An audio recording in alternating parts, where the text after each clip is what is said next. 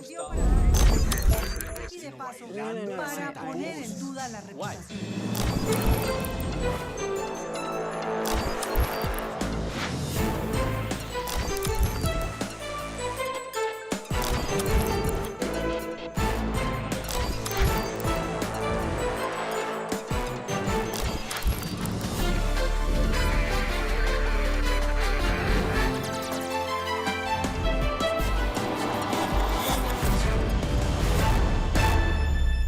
Muy buenas noches y bienvenidos a Los Informantes. Soy María Elvira Arango y aquí estamos como siempre, como todos los domingos, con tres grandes historias. Uno de los casos que más indignación ha causado en Colombia es la desaparición de Sara Sofía Galván, una niña de 2 años de la que nunca supimos su suerte, porque nunca apareció el cuerpo. Su mamá, Carolina, está condenada a 42 años de cárcel, sorpresivamente la misma pena que deberá pagar Nilson Díaz, el hombre con el que convivía. Desde El Buen Pastor, por primera vez, después de conocer su larguísima condena, habla y trata de explicar lo inexplicable. Como la bella Sofía Vergara rescató del olvido a Griselda Blanco, la primera mujer que mandó en el mundo del AMPA y el narcotráfico, se siguen conociendo datos de una vida infame que terminó con un disparo a quemarropa y sin un peso. Las memorias de una compañera y un amigo de la casa que fueron testigo de la opulencia y la caída de la pionera de la maldición que todavía nos ronda. Esto no es ficción, es la vida real. La vida da muchas vueltas y en el caso de Diana Baloy sí que es cierto. Cuando era una niña su mamá la abandonó y quedó bajo el cuidado del Instituto Colombiano de Bienestar Familiar y creció en el sistema. Estudió y ya toda una profesional regresó con la misión de velar por 69,000 niños, a la que siempre ha sido su casa. Empecemos. Desde enero del 2021, hace ya 3 años y 4 meses, no sabemos absolutamente nada de Sara Sofía Galván. Tenía 2 años. En marzo hubiera celebrado su 5º cumpleaños, pero de ella no hay ni rastro. Hace pocos días la justicia determinó que el señor Nilson Díaz y Carolina Galván, la mamá de la bebé, deberán pasar 42 años en prisión. Fuimos al Buen Pastor y por primera vez, y todavía asimilando lo que pasó y lo que le espera, Carolina se desahogó y contó su versión. Hago las oraciones y le digo, Señor, en tus manos entrego a mi hija, a mi única bebé, a mi chiquita, te la entrego a ti en tus manos. Y tú la creaste dentro de mi vientre, tú la creaste, Señor. Yo hoy te la entrego a ti, donde quiera que esté en este momento mi hija. Ayúdeme a que si es de tu voluntad, Señor, de que mi hija vuelva a regresar a mi lado, te lo agradezco. Pero si no es de tu voluntad, lo entenderé. Yo te lo dejo en toda disposición tuya. Así reza Carolina Galván todas las noches. Le pide a Dios por su hija Sara Sofía, la niña desaparecida desde el 15 de enero del 2021 y que nos enterneció a todos solo con ver su foto y cuya historia ha mantenido en vilo a todo el país hasta el sol de hoy. Es que tenía solo 2 años cuando desapareció y todavía no se sabe qué pasó con ella. ¿Dónde estará Ana María, nena? El que me tiene que a mí responder qué fue lo que pasó con la niña es ese señor. Él tiene que decirme en cualquier momento, tendrá que decir la verdad. Y si no, pues mi Dios se encarga de todo. La fiscalía ni siquiera pudo completar su hipótesis porque solamente me condenaron solo porque quería estar con ella y porque quería sacar a mi hija adelante. Habían pasado exactamente 25 días desde que supo que tendría que pagar una larguísima condena cuando aceptó hablar conmigo. El viernes pasado hace 20 días me condenaron, entonces ya se pasó el tiempo rápido. Sí. Por sus limitaciones cognitivas, Carolina no asimila por completo la magnitud de lo que pasó, ni comprende la severidad de la pena. Me mentalicé que esa condena no la iba a pagar. No. Porque para arriba hay un Dios que para abajo ve. Y muchas personas, aunque me quieran pisotear y quieren hacerme la vida imposible, el daño no me lo están causando a mí. Porque entre más me quieran pisotear y quieren hacerme la vida imposible, más bendiciones voy a tener. Porque muchas personas ni siquiera me conocen, muchas personas no saben ni qué fue lo que pasó, ni el dolor que a mí me tocó vivir cuando ver a mi hija y que no poder hacer nada, el dolor es demasiado grande, ¿sí? Tendrá que pasar media vida aquí. Por ahora, su vida transcurre en la comunidad terapéutica, en donde viven las mujeres que tienen problemas de salud mental, drogadicción y alcoholismo. Llegó para la entrevista a la zona que se conoce como el Parque de la 93, el corazón de la cárcel, acompañada por una dragoneante que no la dejó sola ni un segundo. Estaba arreglada, llegó muy bonita, pero ansiosa por hablar. Quería aprovechar cada minuto porque sabía que no teníamos mucho tiempo. Y a mí me ha dicho, no rindas la entrevista, pero lo hice, ¿sabe por qué? Porque quiero desahogarme. O sea, demostrarles que lo que ocurrió no fue por culpa mía. De que la culpa que yo tuve no fue porque yo quise, ni porque yo le haya permitido. Porque no estaba en condición de defenderla. Porque mi vida también corría peligro, alzando en la prostitución también. ¿Sí? O sea, no estaba en condiciones de defenderla, porque yo, a pesar de que no tenía ninguna conexión con ella, no quería decir que yo no la quería, porque yo a esa niña sí la adoro, aunque no la haya deseado ni haya planeado tenerla. Habla atropelladamente, quiere compartir todo lo que ha vivido en su corta vida y explicar lo inexplicable. Aunque, o sea, nunca me imaginé que iba a quedar embarazada, prácticamente, pero la niña yo la quería. Y si no fui capaz de darle en adopción, y yo pudiendo darle en adopción, y no fui capaz de hacerlo porque yo ahorita vengo a desaparecer una niña, así como así. ¿Qué gano yo con desaparecerla? Entonces a mí sí soy la peor, solamente porque no fui capaz de defenderla. Carolina acepta una culpa. Por su propia condición, su inmadurez e ingenuidad mental, ella no tiene ningún filtro. Por eso dice que falló como madre, que no estaba preparada para ser mamá, que no supo cuidarla. Pero eso sí, niega tajantemente que la hubiera matado. ¿Cómo le decía a usted? Mi mona, le digo yo. ¿Mi mona? Pues sí la extraño todo el tiempo, pero pues ahí, incluso hasta cojo y cuando se me daña un papel, vuelvo y escribo otro trabajo con el nombre de ella y vuelvo, lo pego y después cuando vuelve y se me daña, vuelvo y escribo así a todas las horas del cuaderno en la que estoy haciendo eso. ¿Tiene una foto de ella por ahí? Foto ninguna tengo. Pues quisiera tenerla, pero pues no tengo ni modo cómo sacarla. ¿Esa chiquita ya hablaba? Pues ahí decía pocas más palabras. Ina decía, pues es mi nombre, se llama Carolina, pero ella me decía Ina. ¿Y ella era una niña cariñosa? Mm. ¿Sí? ¿Juguetona? Sí, mantenía sonriendo. Es una mujer muy vulnerable y se le nota. Carga una muy pesada historia de disfunción familiar, abusos sexuales, físicos y maltrato emocional desde que era una niña. Su mamá la abandonó a los 8 años y vivió rotando entre la casa de su padre, su abuela y otros familiares.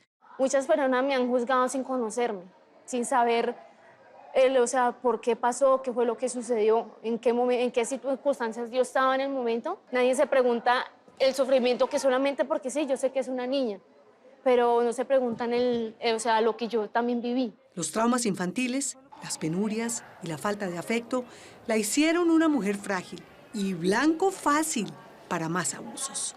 Haber sido engañada y manipulada, haber crecido sin una madre, de que mi familia solamente se la pasaba discriminándome, o haciéndome creer de que yo no sirvo para nada, que yo vine solamente a servir, eso me llenó como me hizo ser una persona vulnerable. Vivía en Puerto Berrío, Antioquia, cuando quedó embarazada y el 30 de marzo del 2019 nació Sara Sofía. Carolina se convirtió en madre soltera de una rubia con un par de ojazos azules enormes. Una niña criando otra niña. Tenía 18 años. Resultó que el man era casado, que tenía 3 hijos. Y bueno, ya yo no le quise decir nada del embarazo. ¿Y no lo volvió a ver nunca? No, yo después me fui a vivir con la suegra de mi hermana. Y pues, de ahí no lo volví a ver más. A veces me hago la pregunta y yo le digo, señor, dígame, o sea, ¿por qué yo no siento, o sea, todavía no sé diferenciar lo que es el presentimiento y que es un sentido, o sea, de una madre? Todavía no lo he logrado identificar. ¿No sentía eso con Sara Sofía? O sea, no sé si fue porque me crié sin mi mamá, no sentí ese amor de madre, entonces pues eso fue lo que generó que yo no sintiera ese vínculo con mi hija. Es que encima de todo por lo que ha pasado, los abandonos y la indefensión, Carolina es emocionalmente inmadura. Y según los expertos que estudiaron el caso, tiene limitaciones cognitivas. Le cuesta procesar y comprender la información compleja, expresarse con claridad y tomar buenas decisiones. Pues me habían diagnosticado que tengo como una discapacidad cognitiva. Pero fue porque todas las dificultades, haberme crecido sin mi mamá, las violaciones las cosas tan horribles que me hacían, pues hicieron que yo me llenara, o sea, que creciera con un vacío y no y buscaba era como aprobaciones de la gente, por lo que nunca mi familia me quiso escuchar. En una de las primeras audiencias, cuando ella escucha que la fiscalía está pidiendo 50 años, ella no entendía qué estaba pasando en la audiencia. La doctora Andrea Guerrero Zapata es la psicóloga jurídica y forense que formó parte del grupo de profesionales que la evaluó para aportar a la defensa un soporte científico sobre su comportamiento. Carolina se sometió a entrevistas, observaciones y varios tests que no dejan duda de su discapacidad intelectual. Básicamente lo que se encuentra en Carolina es que sí presentaba un bajo rendimiento cognitivo, que en psicología y en psiquiatría se traduce en un trastorno, una condición psicológica que es una discapacidad intelectual leve, lo que implica que el nivel de inteligencia de ella no es normal, está por debajo de lo esperado para la edad Del promedio de una mujer de esa edad. Entonces eso sí implica que ella tiene un comportamiento infantil, ella se comporta como una niña, piensa como una niña, entonces obviamente ella muchas cosas de lo que ocurren en el entorno pues ella no lo comprende, tiene una comprensión obviamente limitada, por eso ella tiene dificultades para comprender el tiempo, para comprender incluso la condena, el delito que le fue endilgado, ella no comprende muy bien esas dinámicas, de hecho no entiende muy bien qué fue lo que ocurrió. Y pues me apoyaron con mucha oración. Bueno, volviendo al relato y a la cárcel, la entonces niña mujer llegó a Bogotá a vivir con su hermana y la suegra, pero la convivencia fue un desastre. Según Carolina, su hermana Xiomara la echó de la casa y mientras Sara Sofía permanecía con ellas, Mire a Sarita. Carolina terminó en condición de calle, con hambre y sin un peso.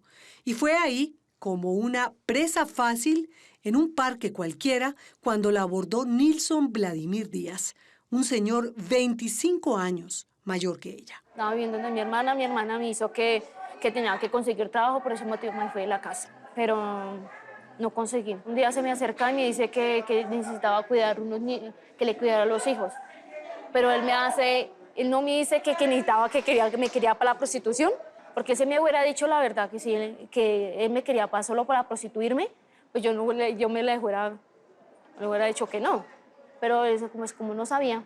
Pero ustedes tenían una relación amorosa. No, yo la verdad, ¿Sí? siempre he sido como, no sé, con los hombres.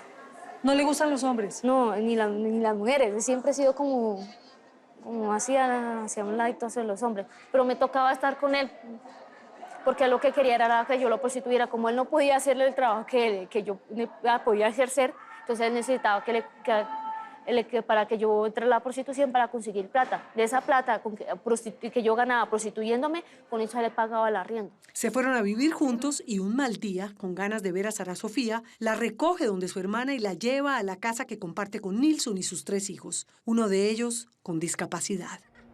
¿Sabes qué fue lo que pasó ahí? De que yo veía a los hijos de Nilson bien. Entonces, pues yo ahí le dejé, dejé la niña, pero ahorita me doy de cuenta que estaba totalmente equivocada, porque no sabía de que el man era verdaderamente una porquería. Me vine a enterar de que la mujer de él, de Nilson, también pasó por las mismas circunstancias que yo pasé. ¿Sí? ¿La mamá de los niños? La mamá de los hijos de él. Su versión sobre la forma de cómo ocurrieron los hechos es siempre consistente. Sale un día a trabajar, así le dice a su obligación de prostituirse por dinero. Y cuando regresa, encuentra a Sara Sofía acostada en una cama, inmóvil, sin respirar. ¿Cuál es su verdad? Es que la niña está desaparecida en este momento. Pero cuando usted la vio que dice que no despertó, ¿ella No dónde despertaba. estaba? O sea, ¿estaba muerta? Al parecer de pronto sí, o no sé si estaba dopada. Pero usted la vio, Yo la vi, la tocó. la moví y no despertó. O sea, Ajá. pareciera como si estuviera en un estado de coma, que una persona que ahí estado de coma así estaba. ¿Cuántos días estuvo ahí? A ver, eso fue el jueves, el miércoles y hasta el viernes que fue cuando se la llevó. ¿Usted por qué no va a la policía? No podía salir. ¿Por qué no podía salir? No, porque el man estaba dentro de la casa. Y donde yo fuera salido, no me fuera dejado salir. La puerta la tenía bajo candado. ¿Le tenía miedo? Obvio, que no era fácil para yo despejarme de ese man, no era fácil. Aunque se escucharon varias versiones de lo que pasó ese día, han pasado más de 3 años y es un completo misterio lo que le pasó a Sara Sofía. ¿Y usted le dijo qué hizo la niña? Mi hijo la tiré en el caño, fui la busqué al caño y no apareció. Yo fui miraba por los bordecitos ahí, a ver si la había dejado ahí, pero no. La niña nunca apareció en el caño. ¿Dónde estará Sara Sofía? Han visto tantas versiones, hace poquito me enteré de una versión de que la niña supuestamente que a él le pagaron y y que la adoptó una familia de ricachones que está supuestamente en una finca. ¿Qué le dice su corazón? Que el man se la violó, por eso la desapareció. ¿Usted no la examinó, le quitó la ropa, la miró? La miraba por un lado y la miraba por el otro y no veía absolutamente nada. Y yo miraba pues la ropita, miraba también su ropita a ver si de pronto había sangre o algo. No había sangre. ¿Y respiraba? La verdad no me acuerdo. O sea, no sé, pero se me borró mis cosas. Muchas personas dicen que de pronto pudo haberme dopado o drogado y por eso es que, como que se me olvidó todo. O el mismo pánico hizo que yo olvidara esas cosas. Me han preguntado que si la niña estaba tiesa y no me acuerdo. Y como en un delirio, a veces dice creer que su hija está viva y otras que está muerta, que ella la vio muerta, pero rápidamente se vuelve a confundir. Y una vez llorando le dije, no más, Nilson. Diga dónde está la niña, no me siga culpándome de algo que yo no cometí, algo que yo no hice. Todo lo que han inventado es pura mentiras. Y no decía absolutamente nada y lo que hacía era culparme y echarme la culpa de lo que él prácticamente hizo. Estoy completamente segura de que él sabe dónde está, aunque lo haya engañado a Raimundo y a todo el mundo. Yo estoy segura que él sabe de qué pasó con la niña. Nilson no ha dicho nada sobre el paradero de la niña, ni siquiera cuando conoció que su condena sería la misma de Carolina. Sí, sorprendentemente y a pesar de los estudios sobre su personalidad y su estado mental, Carolina tendrá que pagar por el delito de desaparición forzada agravada 42 años de cárcel, la misma pena que su presunto proxeneta. A mí la esperanza no me la quita nadie. Primero que todo, quiero hacer las cosas, seguir buscando a la niña y no descansar hasta encontrarla, como sea, pero encontrarla, a saber la verdad. Y segundo, quiero terminar mis estudios. Hablamos de sus días en la cárcel y su estado de ánimo mejora un poco. Se alegra y me cuenta que aprovecha el tiempo aprendiendo manualidades y otras cosas. ¿Y la vida aquí? ¿Cómo lleva la vida en la cárcel, Carolina? ¿Sí? Me di cuenta que pues eso como que al fin y al cabo no está en mano. Pues me están haciendo un bien porque estoy aprendiendo cosas que que en la calle no podía aprender. ¿Cómo qué? Hacer manualidades, lengua de señas. ¿Ah, sí? ¿Y eso qué es? Nombre. Otra vez, ¿cómo hace?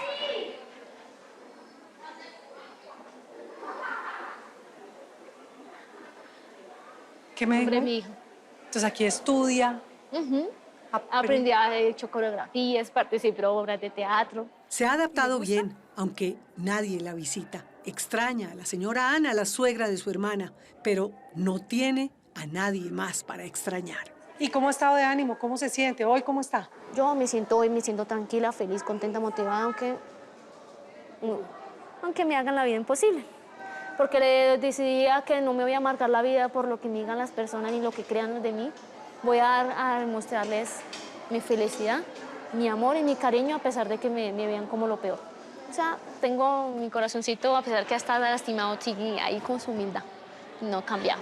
Se nos acabó el tiempo. Carolina debe regresar a la celda, a su vida en prisión. Podemos salir. Gracias. Y nos vamos todos tristes porque su relato es una tragedia. Somos una sociedad que no sabe cuidar nuestros niños. A ella, cuando era una niña indefensa, y a su hija, de la que nunca sabremos cuál fue su destino fatal.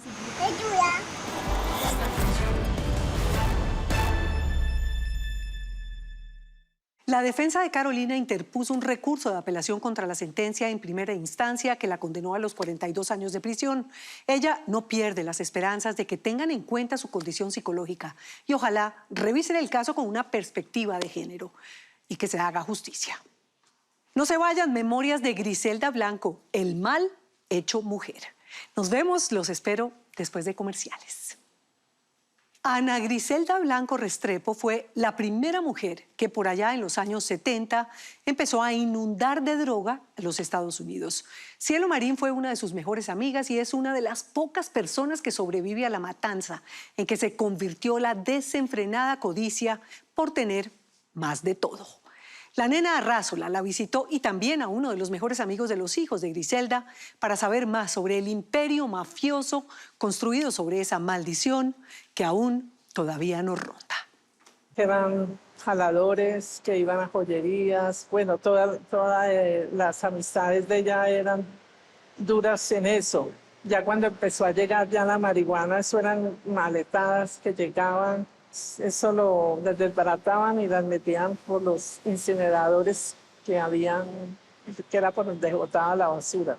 Ya cuando empezó a llegar eso otro, pues eso era oro molido. Y eso lo traían ellas mismas primero antes en el cuerpo o así, que en la cartera, pues eso lo iban pasando como si fuera cualquier cosa. ¿De dónde lo traían? De aquí de Colombia. ¿Y lo llevaban a dónde? A Nueva York.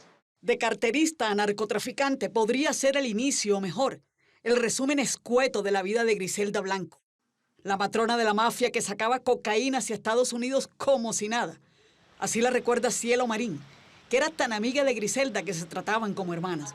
Además, su marido era el chofer, socio, confidente de la mafiosa, que llegó a tener el exclusivo dominio del narcotráfico, cuando apenas despuntaba en Colombia por allá en los años 70. En Estados Unidos uno iba y compraba munición, compraba armas y con el pase de conducir la entregaban todo. Cielo y Griselda fueron de esas amigas en las buenas y en las malas, porque inclusive estuvieron presas las dos en una cárcel de Estados Unidos. Y a mí me cogieron con $200,000. Nos encontramos, pero yo no se la sacaron ni quiero otra vez de ahí. Se la llevaron para una estatal, me parece. Cielo y Griselda dejaron de verse por varios años. La amistad se fue esfumando como el esplendor de esa época traqueta que ambas vivieron, pero solo Cielo sobrevivió. Que ella muchas veces nos pidió pues y nos daba la confianza, nosotros pues ella pagaba para que le guardáramos ciertas cosas. Cuando hablas de ciertas cosas, droga, armas. Sí, lo que ella, yo no, así y tenía esa confianza. Esa confianza, como la describe Cielo Marín, poco a poco se fue reproduciendo en una empresa criminal, abundante y audaz. Fue cogiendo fama y ya se metió ya en grande. ¿Por qué se va Griselda para Estados Unidos? No, porque como allá tiene la vida, se reunían en una barra que había en la 70 Broadway, Mr. Morris, entonces ahí se reunían toda esa gente cuando llegaba ya de trabajar a las 5 de la tarde. Pues eran unos ladrones, otros eran jaladores de joyerías, de diamantes.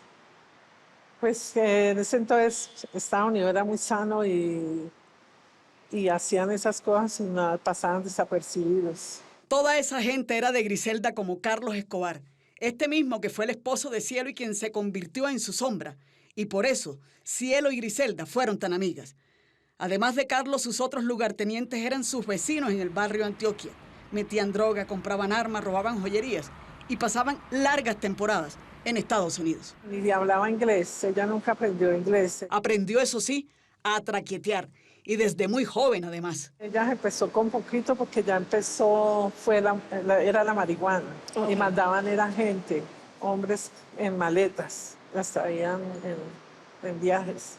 Y ya después fue que empezó a llegar eso de a poco. Y eso que llama Cielo es la cocaína.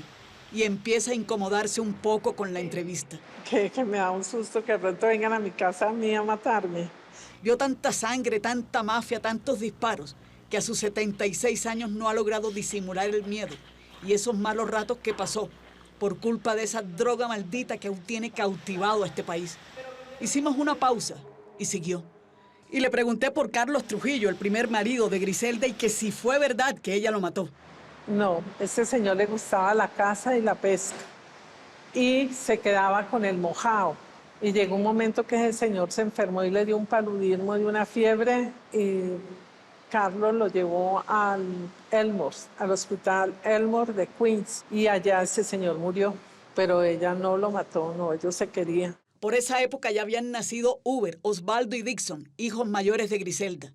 El único que sobrevivió parece que fue Dixon, quien vive aislado, con pocas visitas y sin ganas de hablar. Los otros dos fueron asesinados en Medellín. Murió el pequeño Uber y Osvaldito, y quedó Dixon. Después de la muerte de Trujillo, Griselda sostuvo una segunda relación. Él fue uno de tantos, que era Alberto Bravo, que la quería mucho. Y luego apareció Darío Sepúlveda en su vida. Pues Sepúlveda fue un hombre que ella conoció aquí en Pereira, y pues era más joven que ella. Ella se enamoró y él se dedicaba de eso, de desvalijar coches tenían una banda con el Mocho Sierra. Murió acribillado en una calle de Miami y con él tuvo a su último hijo, Michael Corleone, por esa atracción que ella sentía por el personaje de la película El Padrino. La historia contada por Cielo, que estuvo presa con Griselda, se va lejos en el tiempo y va sacando de su cabeza algunos datos recortados, porque su memoria dice que ya no abarca tanto. Aún así, tiene imágenes intactas. Parece más bien que quiere olvidar por pura sobrevivencia y conveniencia. Griselda decía, tenme esto aquí, ya vengo. No, ya nada, yo ahí. Guárdame esta coca, estas armas. Yo guardaba eso y él se iba y yo era la que quedaba. Y en Estados Unidos, cuando eso empezó, me dejaban en el apartamento con una metralleta y yo allá a cuidar el que llega y me disparo. La plata se llevaba en zapatos de tacones, compraba uno de los zapatos y la metía en la maleta y punto, y la tiraba a la maleta. Y todo llegaba, o en los jeans. Caminando por una callecita estrecha en Pereira, Cielo va sacando de las gavetas que tiene almacenadas en su memoria el cuentazo de que los escoltas de Griselda Blanco no oían.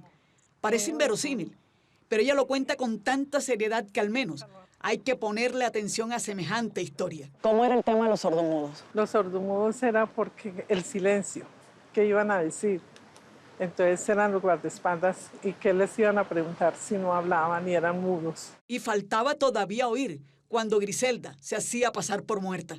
El féretro de ella llegó. O sea, efectivamente sacaron un féretro. Sí, como si fuera muerta, entonces miraron en aduanas y todo eso y eran puros repuestos, porque ella se hacía pasar por enferma y se iba para la cardiovascular cuando estaba la policía detrás de ella.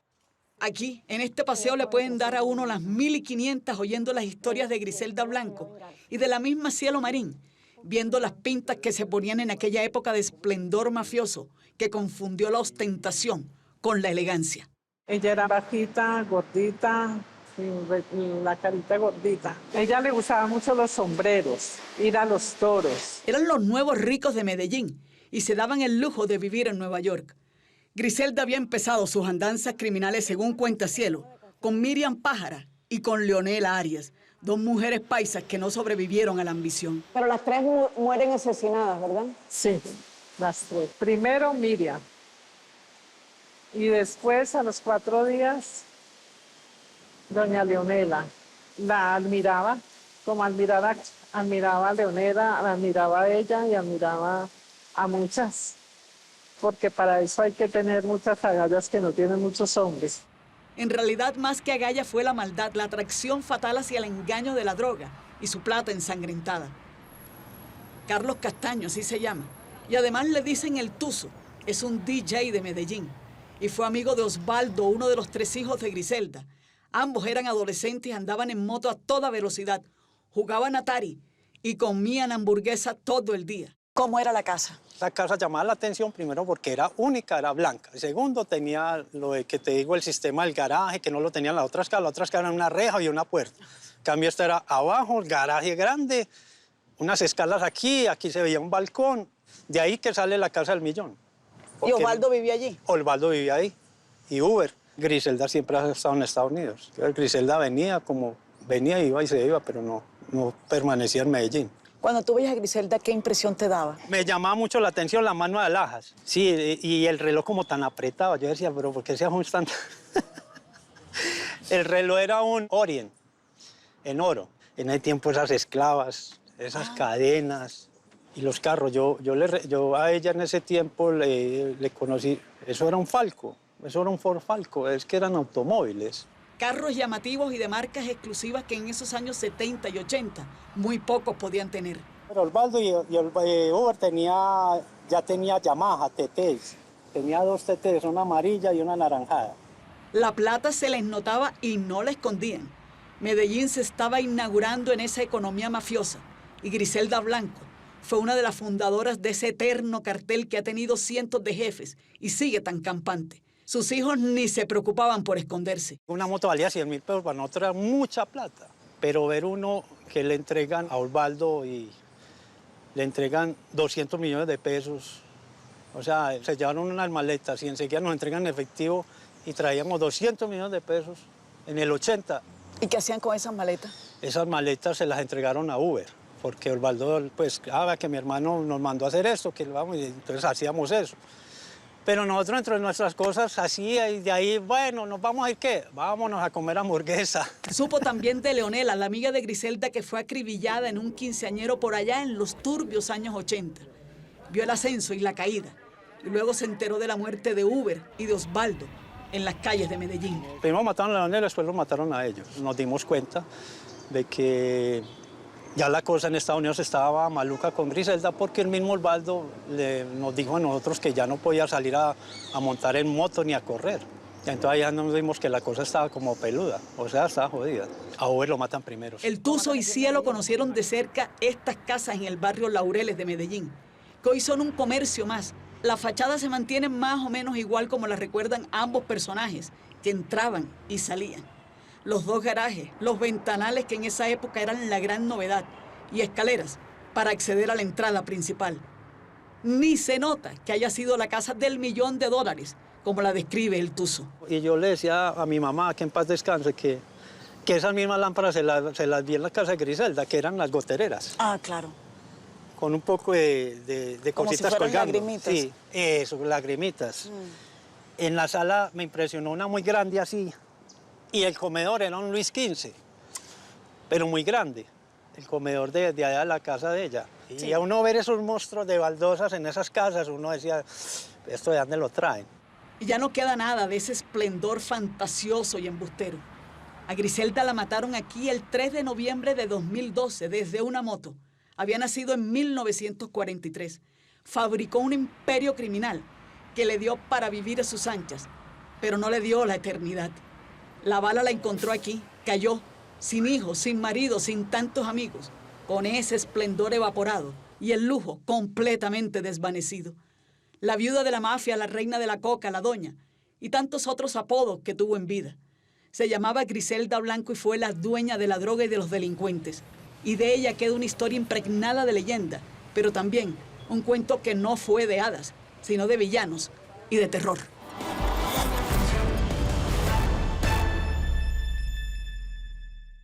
Según el portal Celebrity Net Worth, la fortuna de Griselda Blanco alcanzó durante el apogeo de su red de narcotráfico los $2.000 millones.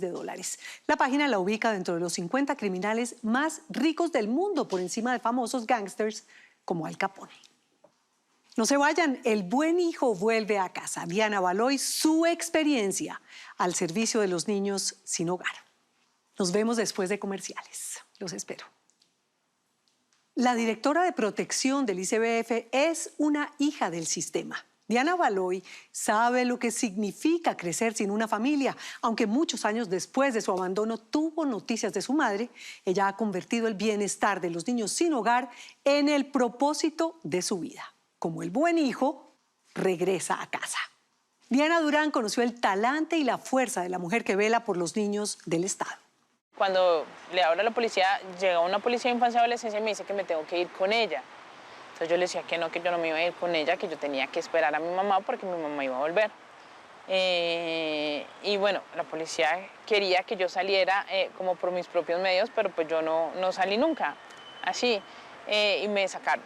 Entonces ese día yo gritaba, yo parecía mejor, me agarraba de todo. Esos son los recuerdos agitados que se agolpan en la mente de Diana Valoy sobre el día en que se volvió una hija del sistema. Su madre había salido y no había vuelto, por lo que ella, que apenas tenía 9 años, llevaba semanas viviendo sola. Diana con todas sus fuerzas creía que su madre iba a regresar y por eso no quería que la policía se la llevara, pero era inevitable. Me tiré al piso, me agarraba de cuanta reja había. Supremamente difícil ese día. Llegué al Instituto Colombiano de Bienestar Familiar, al Centro Zonal Suba. Así fue como Diana aterrizó en el ICBF. 3 décadas después resultó en una posición única para un caso como el suyo. Se volvió la directora de protección de la misma entidad que la cuidó. Encabeza el equipo que protege los derechos de 69.000 niños y niñas que están bajo la tutela del Estado, muchas veces solos, sin familia ni red de apoyo, como lo estuvo ella misma tiempo atrás. Hasta salía en el boletín del ICBF que los colombianos más reconocemos, el de los niños buscan su hogar. Yo quiero tener un nombre. Entonces yo salí ahí con mi sudaderita azul, porque entonces le ponían a uno en ese entonces una sudadera azul, y uno salía diciendo, hola, me llamo Diana Baloy, busco a mi papá, a mi mamá, que vengan por mí. Pero Diana no tenía papá, murió, le dijo su madre, y de su madre tampoco sabía nada. Extrañándola, Diana pensaba cómo había llegado con 6 años desde Cali, su ciudad natal, hasta Bogotá, con una madre que se mostraba determinada a ofrecerle otro futuro. Ella vino a buscar trabajo, ella era muy buena cocinando, muy buena lavando, pues ella vino a buscar mejores oportunidades conmigo a Bogotá. Las recibió una ciudad fría y nublada. La terminal de transporte se convirtió en su casa mientras su madre hallaba cómo mantenerse. Era el augurio de una infancia dura. En el día nosotros salíamos del terminal y íbamos a caminar, pues a caminar Bogotá. Y bueno, en horas de la noche volvíamos con la maletica y pues nos acomodábamos y nos quedábamos. Recuerdo que la policía pasaba y pues decía que uno no se podía quedar ahí. Entonces lo que hacíamos era salirnos un momentico del terminal y ingresar a otro módulo y quedarnos ahí. La mamá de Diana consiguió su primer trabajo, empleada doméstica por días. Era precario, pero les permitió salir de la terminal. Consiguieron una habitación en el Santa Fe, un barrio cuyas calles están llenas de personas buscando o vendiendo drogas y de mujeres y niñas explotadas sexualmente. Allí, Diana empezó a conocer el hambre. A veces las señoras que ejercen sus servicios sexuales me cuidaban muchísimo. Me daban de comer. Me recuerdo que había un sitio que era un puesto de hamburguesas y ellas siempre estaban ahí, siempre había una especial que siempre me compraba la hamburguesa que yo quería en ese entonces. Del Santa Fe pasaron a un apartamento pequeño en el noroccidente de Bogotá y las cosas parecían estar mejor con su madre, parecían. Nos fuimos a vivir a Suba, ya habíamos arrendado un apartamento. Ella se fue un día y dijo que iba a ir a trabajar, pero pues digamos de ahí nunca más volvió. Fue la dueña de ese apartamento quien reportó que en su propiedad había una menor de edad abandonada. El Instituto Colombiano de Bienestar Familiar le asignó a Diana un hogar en Madrid, Cundinamarca, que se suponía sería temporal. Me mandaron a la Ciudadela La Niña, donde estaban en ese momento las religiosas filipenses, hijas de María Dolorosa, donde se encontraban 132 niñas, donde vivíamos 24/7, 365 días al año. Y la población que en ese entonces estaban eran niñas que eran abusadas sexualmente, abandonadas, en ese entonces que la familia no tenía cómo mantenerlas. Adaptarse a su nueva vida no fue fácil. Diana no tenía la menor idea del paradero de su mamá y ningún otro familiar preguntaba por ella. Para el mundo entero, ella estaba sola, pero que la llamaran huérfana era como una patada en el estómago. Recuerdo que una vez un chico de noveno llegó y dijo, ay, las huérfanas del ICBF, y yo estaba jugando con un yoyo, me quitó el yoyo y a mí me dio mucha ira, en ese entonces mucha rabia, y le pegué un puño. Con el golpe, obviamente, vino la matrícula condicional. Todas vivíamos con matrícula condicional en ese colegio, pero académicamente éramos las mejores. ¡Buenos días! ¿Cómo están? ¿Cómo les ha ido? Entre las clases de geografía y matemática, Diana formó un refugio para que su soledad no le doliera tanto. Anhelaba, como cualquier niña, tener una familia, pero no sucedió. Los jueces la declararon en condición de adoptabilidad cuando ya tenía 15 años, y Diana lo sabía bien. Muy pocas personas están dispuestas a adoptar a adolescentes. Entró demasiado grande, yo ya era fornidita, grandecita, los negros tendemos a ser con textura grande, entonces pues nunca se dio esa posibilidad. Obviamente uno sí quiere tener una familia, pero no era algo que yo de una u otra forma estuve esperando. Si se presentaba bien, si no, pues también. De lo que se perdieron, de mí. Así, con buena actitud, Diana le pone el pecho a los fragmentos más dolorosos de su niñez, cuando veía el tiempo correr sin recibir noticias de su madre. Ignoraba si seguía con vida. Las hermanas filipenses se volvieron su única familia. Si yo voy a tu casa hoy, cómo veo esa crianza de monjas. Que horrorosa. me fijo para ver que por aquí pasó alguien que fue criado por monjas. Horrorosa porque barro todos los días, trapeo todos los días, no me voy sin tender mi cama, es un poquito de psicorrigidez. Junto con la disciplina, las religiosas le dejaron a Diana algo más, que ha usado como tabla de salvación en medio de un naufragio: la fe en Dios y en la Virgen. La fe siempre ha estado ahí, siempre estará ahí. Yo sin ellos no soy nada. Encomendada a sus santos, Diana llegó a cumplir los 18 años y se graduó del colegio. Era la hora de dejar el único nido que conocía, pero la transición le costaba. El único potencial trabajo que había era volver a ser empleada de servicio. No es ninguna deshonra, porque ningún trabajo es una deshonra, pero era algo que yo no quería para mí. Antes de uno salir de la institución, las madres siempre lo dejaban trabajar a uno un año antes o unos meses antes. Entonces, yo salí con unos ahorros de allá. Con esos centavos en los bolsillos, se fue al sur de Bogotá a buscarse la vida. Yo me voy a vivir al Tunal. Con los ahorros yo me compro un colchoncito, unas cobijas, un plato, unos tenedores y pago como 3 meses adelantados de arriendo. Sin embargo, era imposible conseguir trabajo, era muy difícil conseguir trabajo. La vida de Diana se volvió una lucha diaria por procurarse trabajo y techo. Vivía desplatada y sin dinero, ¿quién come? El hambre que había pasado de niña, que se le había olvidado viviendo con las monjas, había vuelto. A veces solo vivía con un aguapanela y con pan, que era lo que en ese momento podía comer, aguapanela y pan. Es que ni los ladrones tenían que quitarle. 2 muchachos se acercaron a robarme. Y le dije, no, pero es que yo no tengo nada que me roben. Y me dieron 2.000 pesos para el bus. Hoy se ríe, pero en esa época sufrió mucho, al tiempo que la figura de su madre se disolvía entre sus recuerdos. Y un día se le apareció la Virgen. La rectora de su internado llamó a ofrecerle una beca para estudiar una carrera técnica en ingeniería industrial. Yo le dije, sí, madre, voy a estudiar gratis. ¿Cómo lo iba a hacer? No sabía cómo lo iba a hacer. A veces me tocaba caminar muchísimo para llegar a la universidad o para llegar al trabajo porque no tenía plata. Me tocaba echar dedo, me montaba por 500 por detrás de la puerta. Ya cuando habían conductores que ya me conocían, entonces me hacían así y me subían por atrás, me llevaban a la universidad, pero a veces me volvía caminando. Con los zapatos prácticamente sin suelas, caminaba para estudiar, para trabajar, para no quedarse varada. El hambre la seguía acechando, pero ella trataba de disimular. Pues a mí no me gustaba decir que no tenía comida, ¿no? O que no tenía que comer. Entonces, a veces decían que era el azúcar y me daban agüita con azúcar, hasta que una compañera se empezó a dar cuenta que pues yo no tenía que comer. Y empezó a llevar sanduchito para las 2, arepita para las 2, entonces yo me comía la mitad esa tarde con ella y la otra me la comía en la mañana. Diana caminó lo más lejos que se le ocurrió y llegó hasta el Congreso de la República. No la dejaban entrar, pero en la puerta hablaba con quien quisiera escucharla. Y un día de 2005 la escuchó la entonces directora del ICBF, Beatriz Londoño Soto, quien le dio una cita en su despacho y después trabajo. Ingresé a trabajar al Instituto Colombiano de Bienestar Familiar el 19 de diciembre del 2005. Inicié manejando las hojas de vida de todo el país. Era un trabajo administrativo menor, hasta aburrido, pero Diana no cabía de la dicha. Se sentía millonaria. Luego pasó a estudiar Derecho y fue más feliz aún. Pero cuando ya era una abogada hecha y derecha, lista para hacer las paces con su destino, apareció el interrogante de su vida, su madre. Por un mensaje en Facebook que me coloca una señora que se llama Ismari Montaña de la ciudad de Guaviare.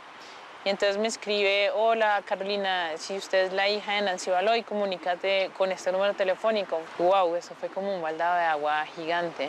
Al otro día tomé el valor, llamé a la señora y la señora me dijo, mira, tu mamá está muy mal, tu mamá le descubrieron un cáncer, ese cáncer ya tiene un metástasis y la tienen que trasladar a la ciudad de Bogotá. Su mamá fue enviada a una clínica en el norte de la ciudad y así comenzaron los 12 días más tristes en la vida de Diana Baloy. Encontró a una mujer agonizante y en estado de inconsciencia. ¿A dónde había ido? ¿Por qué nunca volvió por ella? Diana tenía enfrente a la única persona que podía resolver todas las dudas que la habían atormentado desde niña, pero su madre ya no estaba en condición de responderlas. le puse una enfermera, le puse lo mejor. La trasladamos a un hogar geriátrico donde la iban a cuidar. Ella nunca me reconoció. Siempre le dije que no importaba lo que había pasado, que pues yo no era nadie para juzgar.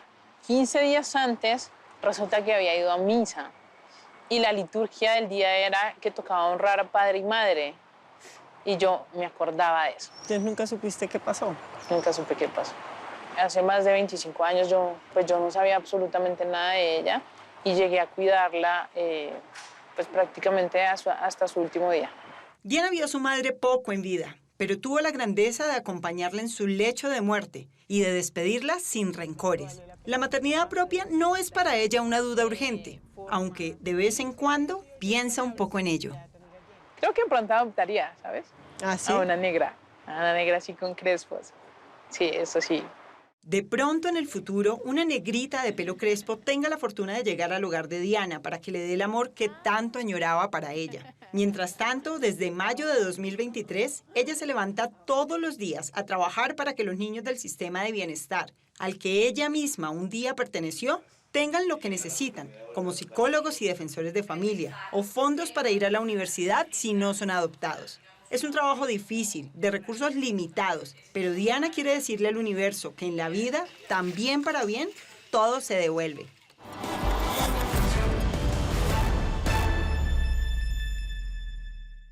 Cuando salga del instituto, Diana quiere seguir trabajando por los niños, aunque su mayor aspiración es ser presidenta de Colombia. ¿Quién sabe a dónde la llevará el destino? Si tiene alguna historia que contarnos, escríbanos a losinformantes@caracoltv.com.co. O si quiere volver a ver alguna de nuestras historias, síganos en Facebook o en nuestro canal de YouTube. Y listo. Esperen Séptimo Día, usuarios de plataformas digitales de transporte denuncian la falta de regulación y verificación de identidad de los conductores que se evidencia al momento de denunciar a las empresas por situaciones de robos, abusos y accidentes. No se lo pierdan. Antes de irnos, quiero compartir con ustedes la tristeza que nos embarga en Los Informantes por la muerte de nuestra querida Mafe Liscano, que durante 7 años fue nuestra productora y amiga. Honraremos su memoria haciendo mejor periodismo en una redacción que es como una familia. Vuela alto. Ya te extrañamos. Nosotros nos vemos, como siempre, los espero el próximo domingo con otras 3 grandes historias. Buenas noches. Que descansen.